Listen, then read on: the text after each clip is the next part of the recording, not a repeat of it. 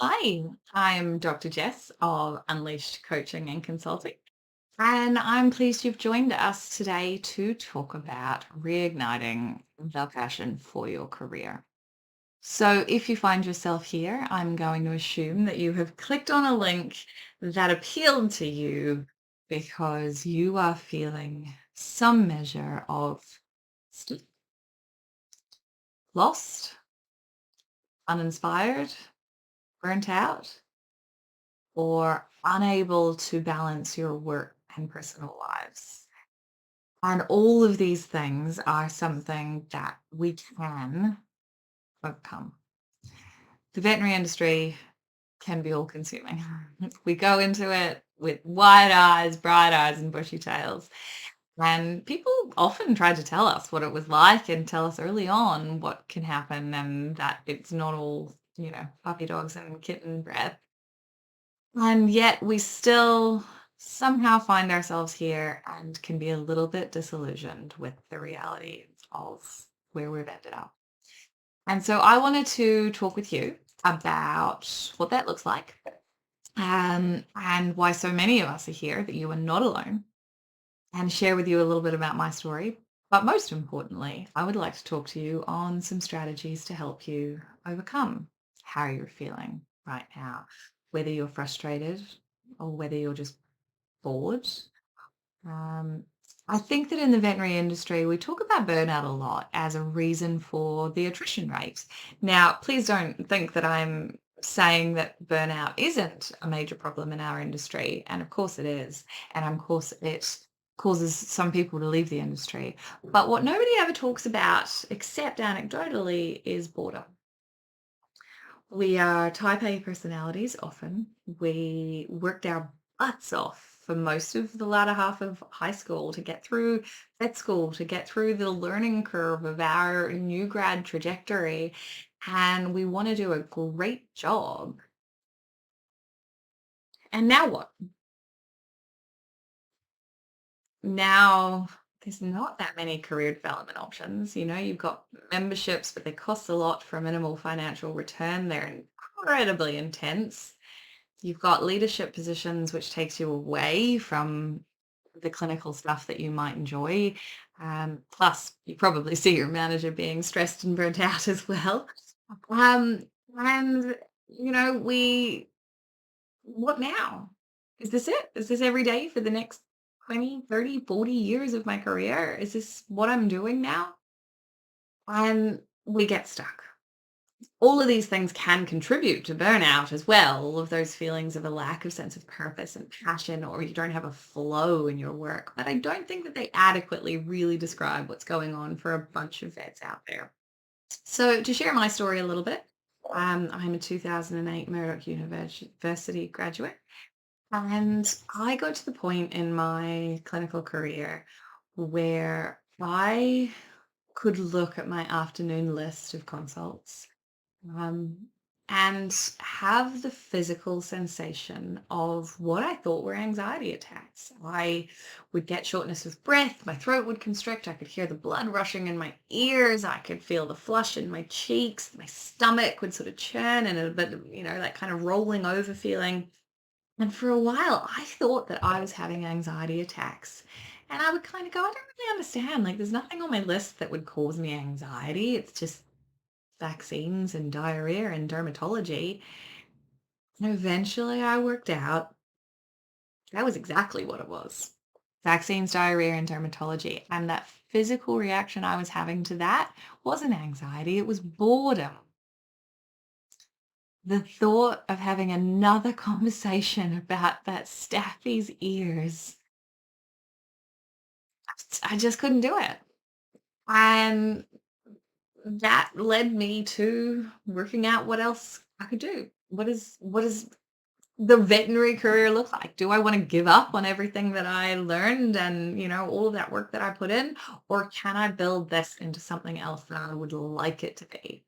So my squiggly career, I went from clinician. I have managed animal shelters and vet clinics in developing countries. So I've spent a year living in the Cook Islands on a beach drinking cocktails and in various places in Thailand. I've worked for government, advising on their animal management strategies. I've trained for universities and for big pharmaceutical companies. Um, I have been an executive manager of an RSPCA here in Australia and a CEO of a different one. I've been the manager of wildlife health for Taronga Zoo in Sydney and Dubbo. And I am a small business owner where I work with animal people to help with their people challenges. Most people challenges are related to ourselves. So, on top of all of that, I've also been going through quite a few years of IVF to have myself a little miracle baby. And I am in that phase of trying to have it all, have a wonderfully fulfilling, satisfying career, and enjoy my baby's childhood. And it can be done. I'm doing it. I'm still excited about it. And when people ask me questions now that I don't work in clinical practice very often anymore, they ask me, why am I not a vet? I say, well, firstly, I am a vet, still registered, still working for the improvement of animals. But when people say, do I regret doing my veterinary degree? Not a minute, not a second of regret about what I did, because where I am right now, I couldn't have even envisioned a life as satisfying and varied and fulfilling as this. And that is the hope that I want to give you. Where you are right now is not stuck. So, is any of this resonating with you? Are you think you might have experienced boredom's anxiety? Or if not, are you just struggling to balance being a parent and getting the professional fulfillment you want? Are you unsure if you want to go into leadership, but don't want to keep doing the same thing you're doing all of the time? Or are you just burnt out and trying to work out how to get out of the career trajectory you're currently on? So, if any of those appeal to you or resonate with you, firstly, I'm going to give you some tips below. Some quick stuff that you can do just to check in with yourself to see if there's any quick wins that you might be able to build yourself. And then, obviously, as well, I'm going to let you know that we have a program that we run over the course of 3 months where we meet with you and other women just like you, feeling the same way as you. And we work with you to build a future that you love, a career that makes you excited again.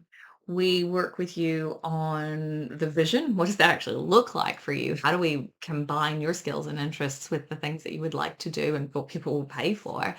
And then once we've got a vision, we work with you on getting you the skills and the conversations and the overcoming the barriers and the blocks, whether they're mindset, whether they're physical, whether they're resource, whether they're bravery, to make sure that you can go about and achieve that. And by the end of the 3 month course, what we can commit to you is that we are going to hold you accountable for doing it, that you are going to leave that program feeling excited about your career. So that's an option, but here's some of those quick tips put together for you in a very small snippet of what we do over 3 months in the next 10 minutes. So, firstly, Mhm. my biggest tip for you is about husbands. I don't have one of those, so this is a great analogy for me. There's an old joke, right? And it says, find a man who treats you like a princess and puts you on a pedestal and does everything for you and cooks you dinner and takes great care of you and massages your feet. Find a man who, is incredibly sexy and, wonderfully exciting in the bedroom and who really, makes you feel passionate and fulfilled. And find a man who's financially stable and really helpful around, at doing stuff and can build things and can fix stuff around your property. And whatever you do, never let these men meet each other. And this appeals to me in many levels. But I also think that this is the answer to careers. We expect a husband to give us all of those things. We think one person can be a best friend and a financial provider and a really great dad and a really clean person and an emotional barrier between all of the hurts of the world and also do his dishes and also, not like video games. We expect one person to be able to give us all of the things we need from people in the world, and it's not realistic. It's unfair to place all of that on one person. We need to find out what our friends and our family can do for us and expect our husband to be what we need one person to be. Because frankly, you're not that one. You as one person shouldn't be expected to be all of it either. So, why do we expect that of our careers? Why do we expect that one job can give us fulfillment professionally and we feel like we're making a contribution to the world and we're doing amazing things, but also give us financial security and the ability to, go on great holidays and buy nice things, but also give us, a team with, really great family values and where everybody gets along and is positive. Also give us, excitement and challenge and intellectual vigor whilst also not getting us too stressed and burning us out because, we get to leave at 5 p.m. That is too much to ask of one job. We want all of those things in our life and we think that one job can provide that all to us. And so what I'm asking you is there a different option? It doesn't have to be all or nothing. Can you get your financial security and your 9 to 5 mundane from one part of your professional life and your intellectual fulfillment and career, what contribution am I making to the world from a different part of your life? We are in a unique position now that the 40-hour, 9 to 5, Monday to Friday full time role is not a requirement. They're desperate for vets out there. If you say you want to do less, two different clinics, you've got a really, really good chance of saying yes. And if they don't, well, you've got other options. You have the power to build the life that you want if you can step outside the traditional view of there only being one answer. So this is somewhere we can help you to see things that might be mental blocks for you, but also just literally help you identify opportunities that can merge together and give you these things. The second thing I want to ask you to think about is what does success look like to you? So pretty commonly when we're 18 or, when you're high school, your primary school teachers ask you what you want to be and you grow up, we tend to have a vision that kind of goes, we want to be well paid, we want to be good at what we do, and we want to be respected. And as vets, we want to be good at what we do because we're usually type A personalities and we love to do a great job. And we also really want what we believe that should come with appropriate remuneration and financial security, which is a fair request. Um, and that's kind of it. That's what success looks like. We are professionally successful and wealthy. What I want to challenge you to is to reframe that. What actually is success in your mind? And what I do is I have a spreadsheet that I'm more than happy to share with you. Just send me an email and I can send it to you and you put in your numbers and it creates this beautiful little chart. And what it asks you to do is go ranking these things, how are important to you on a scale of 1 to 10. And it's not just, money and ambition. It is. We include things like how important to you is long-term financial security for your retirement versus how important to you is having money to do fun stuff like travel now, because you need to know those things. But it also asks you to rank how important to you is your impact on the world. How important to you on a scale of 1 to 10 is time with your loved ones, time by yourself, um, intellectual growth and stimulation, property ownership. All of those things we ask you to rank on a scale to 1 to 10. And what it does is it builds for you a picture of here's where you should be focusing your energy based on what you want out of your life. What does success look like? And if for you at this stage of your life, spending a lot of time with your family and having money for fun stuff is the priority, well, you have to start thinking about that and then building solutions around it.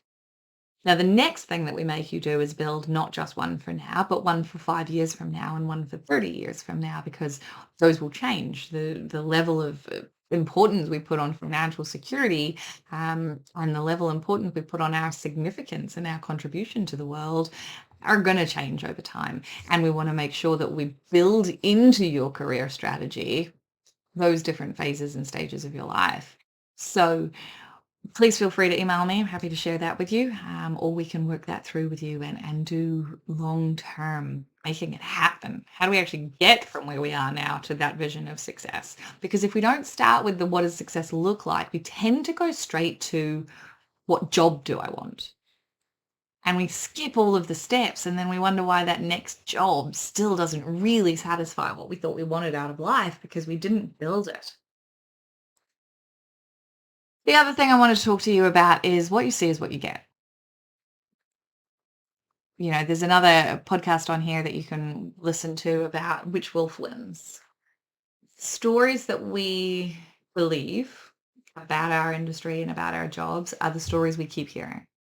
So when we're told early in vet school that there's a really high attrition rate and a really high suicide rate, and we keep hearing these reinforced narratives around how bad for us the veterinary industry is and how we're all going to leave or, how everybody's really depressed and alcoholic. These are the stories that we keep hearing. Facebook does it to us because they've built an algorithm to do that, that once you engage with a story, you hear more and more of it. But actually, our brains do the same thing. You buy a red car, suddenly all you see is red cars. So we are propagating in our head and probably out loud as well this narrative that the veterinary industry is terrible. So you're either someone who loves being a clinician and have wonderfully exciting, potentially squiggly, fulfilling careers out there. Who's sharing that story? Those people don't get media attention or Facebook groups, or they rarely even talk about it that much in their clinics because that's not the loud narrative. And as a general rule, a bit like Google reviews, if you're really unhappy, you go and you have your say. But if you're actually fine, you don't talk about it that much. And so that other side of the narrative isn't being talked about. And so we have this confirmation bias. And so if you are only hearing one side of the story, it's because you're only looking for one side of the story. So I would challenge you, go out there, find people who have the career you want, who are fulfilled and satisfied and feeling great and have a work-life balance, and start looking for those lives, for those stories, pulling pieces out of that. What did they do to get that happen? Oh, that's really interesting. Why if they could do that, that I can do that. The molds, the mindset and beliefs about what you should expect, what we can expect from this industry is one of the primary things holding us back from getting it. So the people who break the mold and who live exceptional lives or just fulfilled, engaged lives, they had a growth mindset. And, they didn't believe that it couldn't happen. They went out there and made it happen because that was the narrative they chose to believe. So this is a really condensed, very small version of what I would love to work more with you on. If any of this has resonated with you, I would love to work more closely with a group of like-minded women struggling with the exact same question. We give you one-on-one support, we give you group coaching, we give you tools, we give you tricks, we give you things that you actually have to do, and we hold you accountable for going out there and doing it and making the changes in your life that you need to make. Because if you don't invest in this, then in another year and in another 5 years and in another 20 years, this is what you're going to be doing. And if that thought gives you boredom anxiety, you have to find a way to invest in changing. Come with us, transform your life, and find a way to be excited about your career again.